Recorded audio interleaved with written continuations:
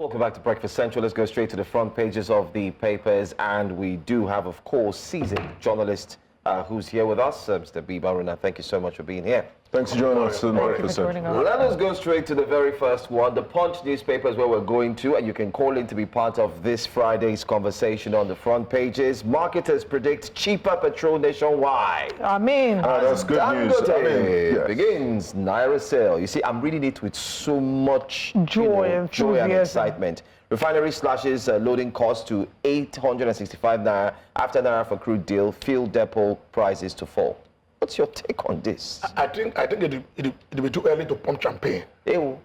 Wow. It just dampened my spirit. No. I did not. I'm just saying that we should be cautious. You should be more circumspect in looking at this issue. Now, what it means is that once Dangote says A, the market will be affected. Now, I was saying yesterday on the program that I was never a fan of Dangote refinery.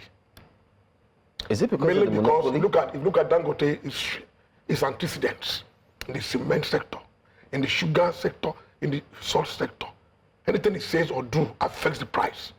So that presupposes that what we are saying is that anytime Dangote says anything, all of us will be affected. The price of oil will be affected.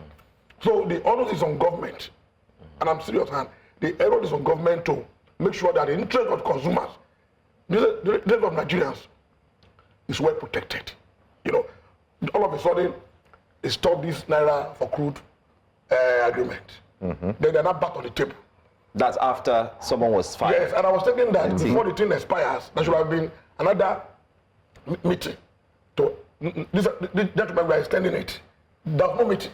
That was not extended. Then it stopped. Started paying more for fuel. Now, they met 2 days ago. And they agreed temporarily. The Dangote is now saying, okay, price will go down. I don't think Nigeria should be subjected to the whisk and crap prices of an individual. Not what we are saying. An individual that is a businessman, a business that Nigeria also contributed to its establishment. So in the long run, this will affect us. Temporarily respite, yes, we'll be paying little. But the market is open for anybody. In the long run, these guys will decide everything that we're buying.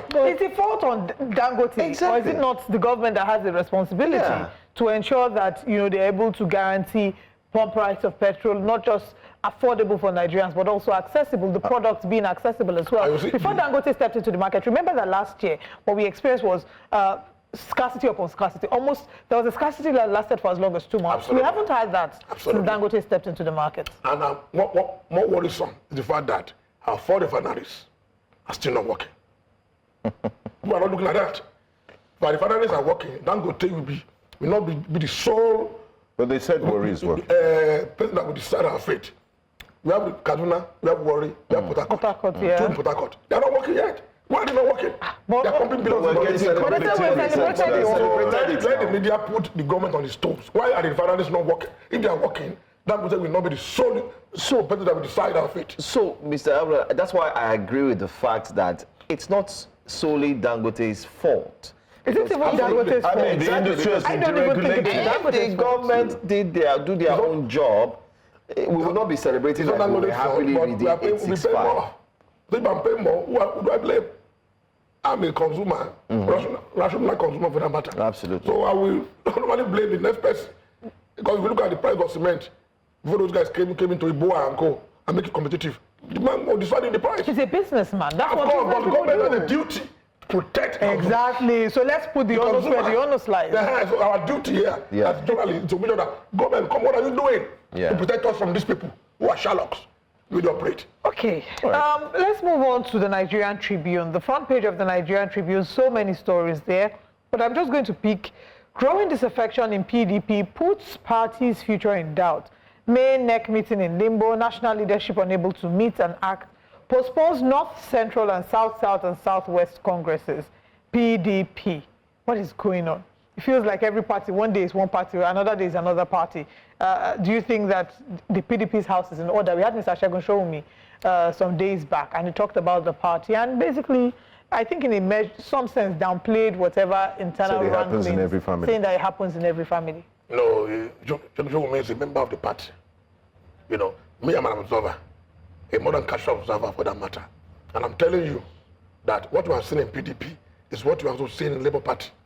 And what you may see in SDP, that the opposition will coalesce into to provide, to fight, to battle the APC. Unfortunately, we have politicians that are opportunistic. They're not pragmatic. If they're pragmatic, they will know that they have to come together to fight an omnibus, which is the APC. You know, the PDP have internal crisis, being sponsored and influenced by outsiders. People are pumping billions into PDP, so that they will not be united before the next election. Likewise, Labour Party. Before Obi emerges, Labour Party was nowhere. Obi came into it and became a prince. Hamlet and a prince. You cannot add Hamlet without a prince. He became the prince, and the party became very popular. The obedience emerged, and people like me, my children said, "No, Daddy, you are an APC. We are a Labour Party. We have voted on this street. People that they never voted before came to vote. And Obi won landslide there. So the people that power that be, they don't want a repeat of that kind of scenario." So you think that this is targeted? My sister, what we are saying in Labour Party and PDP are foot soldiers who have been planted in these parties to make them not to work, to make them disunited before the next election. You look at what is going on in PDP. Look at Wike. When they interview Atiku Abubakar, why have you not been able to expel Wike? Atiku was helpless. Atiku was helpless. Shewumi's explanation to that is the fact that Wike, first of all, is not on the offensive, that Wike is responding to the actions from them, and that Wike played politics as politics should be played. For example, when they reached out to him to come and serve in the APC, he wrote letters to his party at the state level, at the national level, to get their blessing, so that he's smart about the way that he plays his politics. Why is the party finding it difficult to expel him? Why is Wike sponsoring the acting chairman? Why is Wike making sure that the NWC did not meet and NEC did not meet? That's what I'm saying. I mean, last time Wike is serving a APC government. We cannot expect Wike to do anything in the interest of the party, of PDP. So we are the men. I've heard it before on this program. If the opposition parties fail to come together, fail to be united, one, they'll be able to produce a coherent response to the misgovernance we are seeing from the APC. They'll be able to get united and fight the battle ahead. When you say united, are you talking of them coming together in a coalition? As a party, one, you cannot form a coalition without organizing yourself as a party.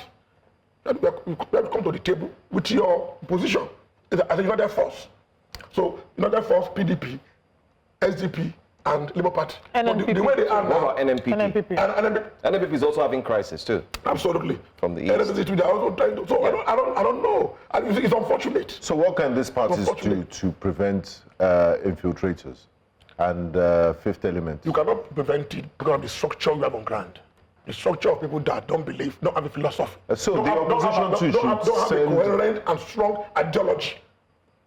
What is a political party? Political party, in definition, is coming together of people with the same ideology, with the aim of forming the government. That's not a political party and a political science.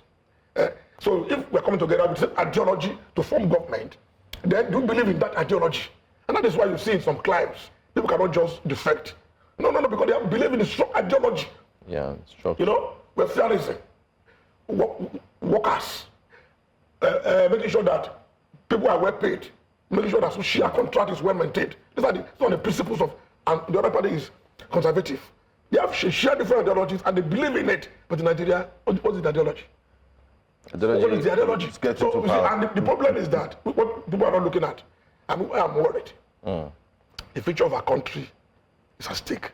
The future of democracy is at stake. When some leaders who are in power are hell-bent in destroying opposition. But say something now, that why can't they come together? They come together because they are people that believe in at the immediate. They collect money. Stomach infrastructure. Yeah, Look at Akwa, for example. Like they say in the Then we picture, come anywhere 2 days the ago, left is. and decide the chairman of the EP, that old man, The third chairman. that joker. So that's what they're saying. So we have to That- come that- together. that- You see, that's why I like this your station. You see, you focus on making sure that things that help in building this country, developing this country, Thank good you for that. governance. No, I watch your program all the time, even online. So you guys should keep it up. We should be more interested in Nigeria's future. Yeah. And if these people are not united, it's politicians. But we're in a very big mess. Thank you. Benga. Yeah, let's look at the next newspaper, the Daily Trust newspaper. The headline there, Tinubu's appointments, presidency's defense backfires. So the presidency's response to, I believe it was Senator Ali Ndume, who raised the point of selective appointment Yeah, by that lacks federal character. And the president's spokesperson says that we will continue to be, that the appointments are merit-based, integrity, geographical spread, and a demonstrable capacity to serve. They also said, it had many things to say about Senator Ndume. He said, how did two of Ndume's kinsmen clinch top NNPC roles? He said, as a politician, this is Bayo Onanuga that I'm quoting here, Ndume has proven time and again that he is allergic to facts and addicted to theatrics. He's happy to firing half-baked criticisms only to be contradicted by facts. Proves he's more interested in headline chasing, rabble-rousing, stoking divisive narratives than offering constructive criticism. He said this behavior is a disservice to the nation and is least expected from a Nigerian senator, just for, sharing his opinion on national issues. What do you make of Senator Ndume's criticism and also Bayo I think Ndume has enough grant to follow the appointments of the current administration. I'm an APC member, and I think appointment should be based on merit. Yes, the constitution allowed that. The geographical area should also be a consideration. Where your base of state be a consideration, but mainly it should be based on merit. That can promote. So how do you have the good governance balance between merit and geographical it spread? can be done. You can look at the government of Jonathan. Look at Obasanjo. I'm the best guy, the first 11. You have to pick your first 11 if you want to produce results. And you see, the power of the social media is what prompted the president to come out yesterday, presidency, Yes. to come out yesterday with a response to Ndume's reservation about what is going on. And they came out poorly. So in public relations, there are times that you keep quiet.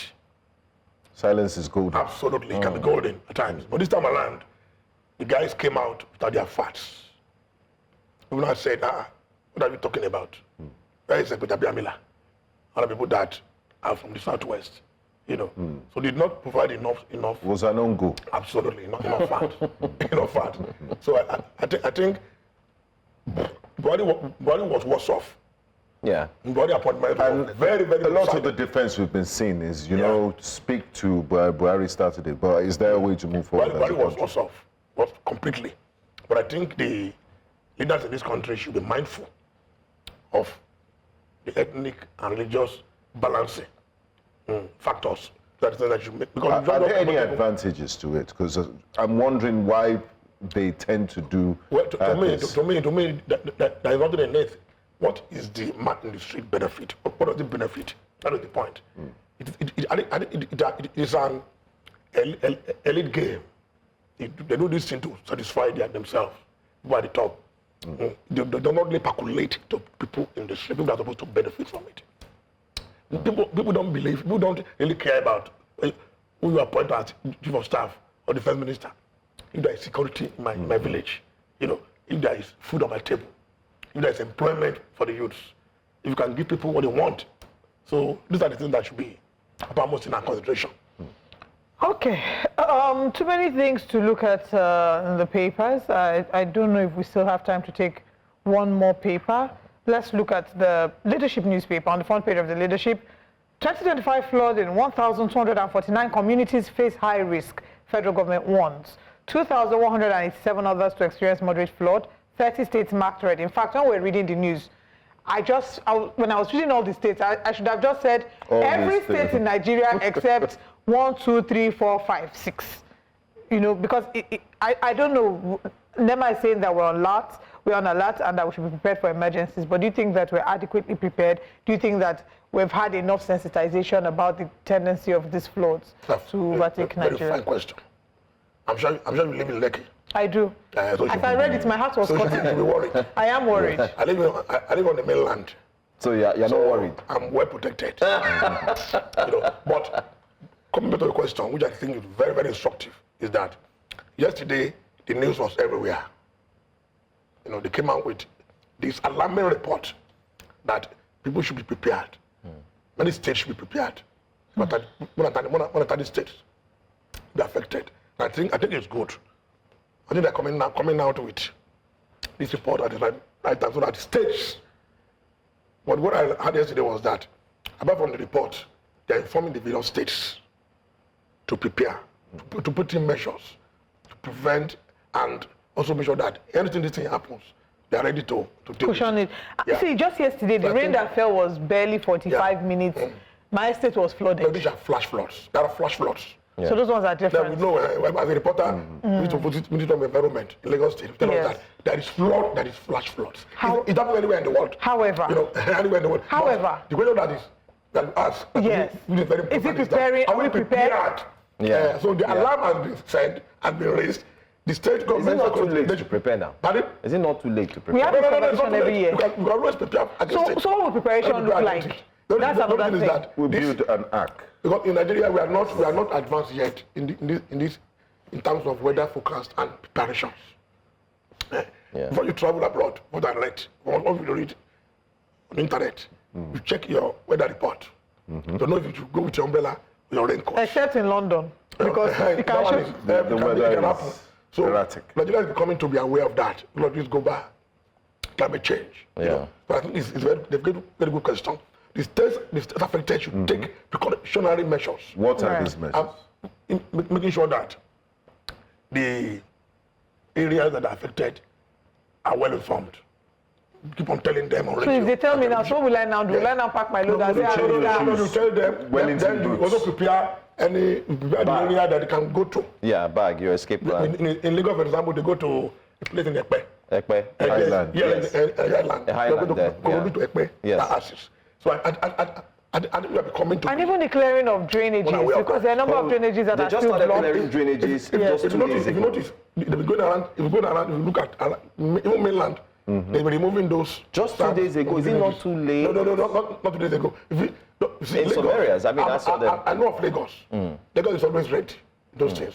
The Ministry of Environment have enough technical staffs, engineers, even the commissioner. They are ready for all these things. But what about other states? I mean, let's give it to Lagos. The thing is that people are very stubborn.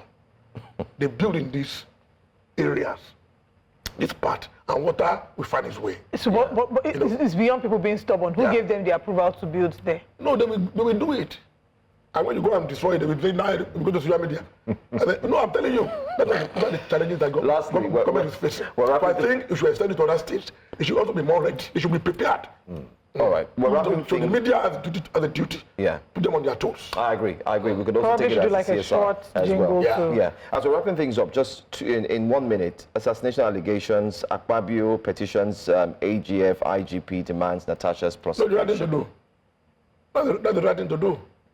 Allegations were made by Natasha when she went to Kogi State that Akpabio, in connivance with former governor and the current governor, attempted to kill her. So the police should invite Natasha.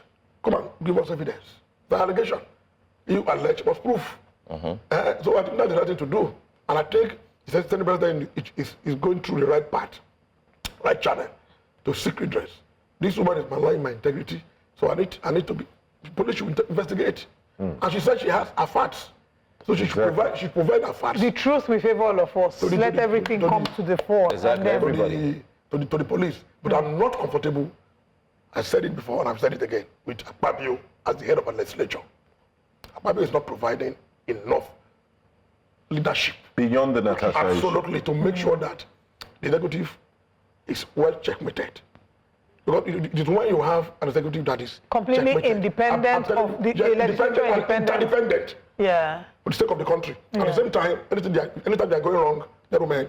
That's the principle of what checks and balances ought to have been. Branch, but interestingly, our legislature is standing on the mandate of the executive. Absolutely. The supremacy of the rulers over and the rules. But unfortunately, the legislature is standing on the mandate.